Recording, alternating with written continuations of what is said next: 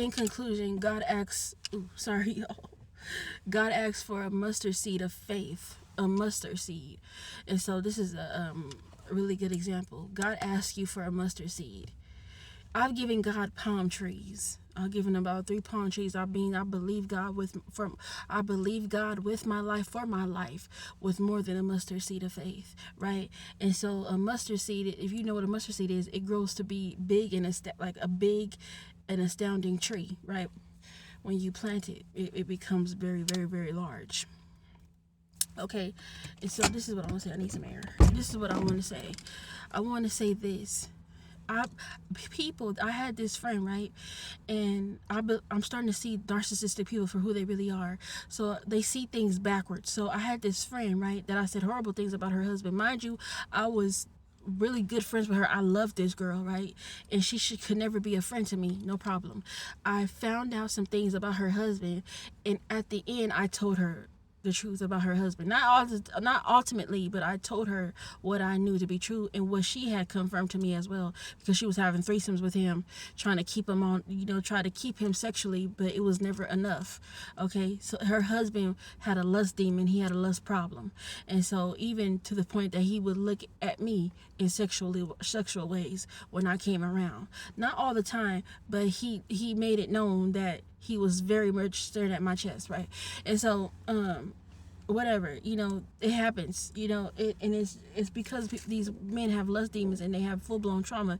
But her husband is a narcissist as well. So and she has she has, I don't want to call it borderline schizophrenia, because we get into different divulsions with that. But when you believe things to be something that they're not, that's schizophrenic. You believe your husband is not a monster, but he is a monster, because everything you say to me, I can see that he's a monster, but you can't see he's a monster because you're under the spell. You can't see that your husband wanting to have sex with your friend without you around. You don't see that as a problem. It is a problem. It bothers you, but you don't want to really make it a problem, because you know that the standing of your marriage is not on solid ground. So we don't have to talk about that. You have to go out in front of people and have sex in public.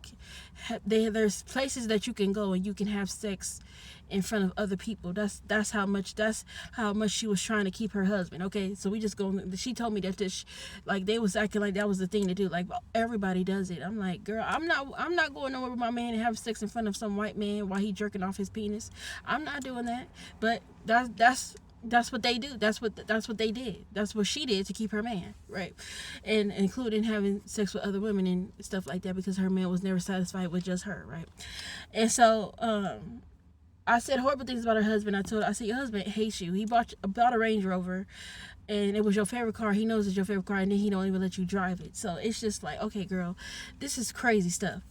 I thought I was bad, but they treated me like crap and garbage, but they were actually way worse off than I was. Amen. So whatever. Anyway, because they married these men, they have inevitably, that's who that they believe they deserve to live with. I'm saying more than one person, because it was more than one person in the friend group that had a husband like this.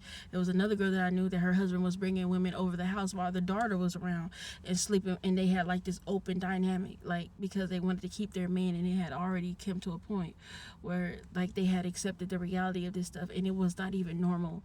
And to me, it wasn't normal. And then I'm just like, this is just wrong. And I'm like, well, I'm not having to do that. My man, he wasn't all that at the time. He was a narcissist too.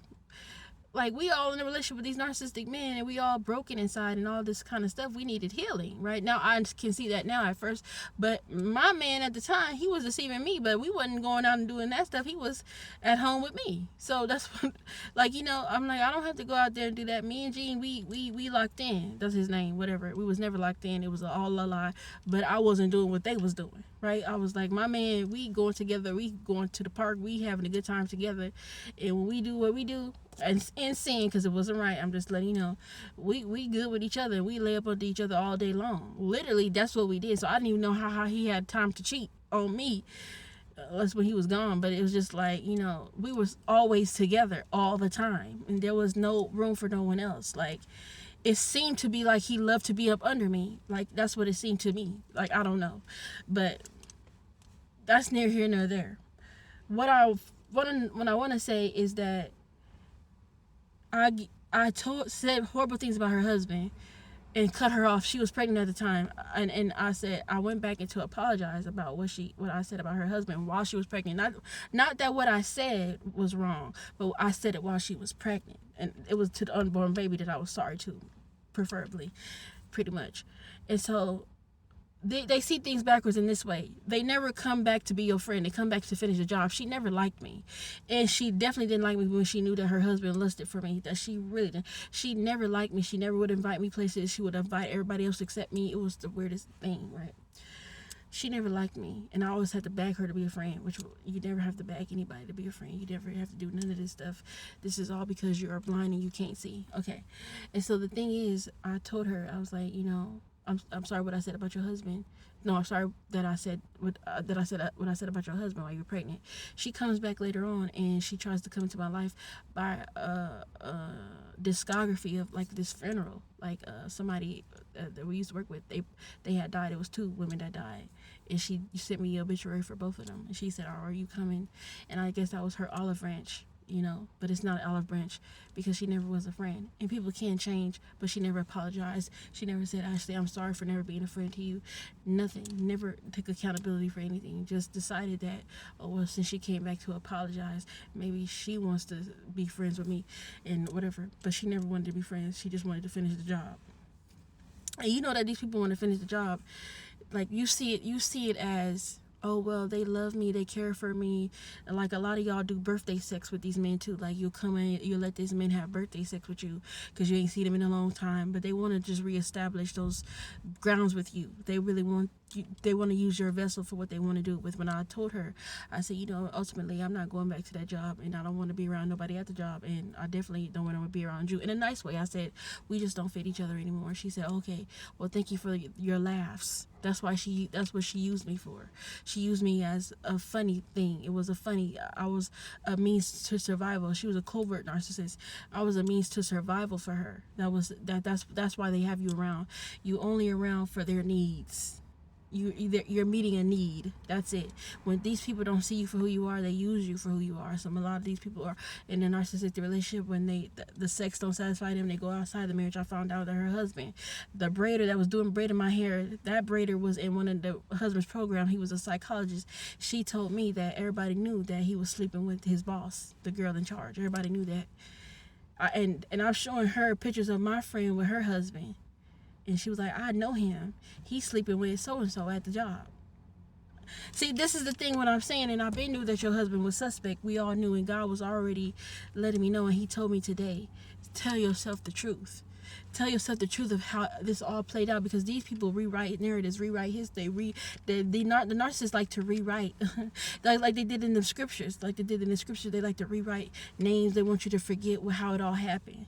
And so I would say you are a remnant of what happened. They like to that's why they want to get rid of you. They want to get rid of the remnant. God always leaves a remnant behind. They want to get rid of the remnant. They want to rewrite history. They want to act like it never happened. This is on a global scale, by the way, too, not just in community. And so this is what I'm trying to say. They try to rewrite history. She wanted to rewrite history with me and make it seem like it was never like that, girl. We were always cool. Like, no, we weren't. Remember what they did. Remember how they made you feel. And a lot of people, oh, well, people change. No. Change comes with accountability. And when accountability and clarity is out the conversation, that person did not change. They just transformed their mask to be more solid than you can recognize. So when you get back into a relationship with them, they have an easier time deceiving you, and you have a harder time leaving. God bless you.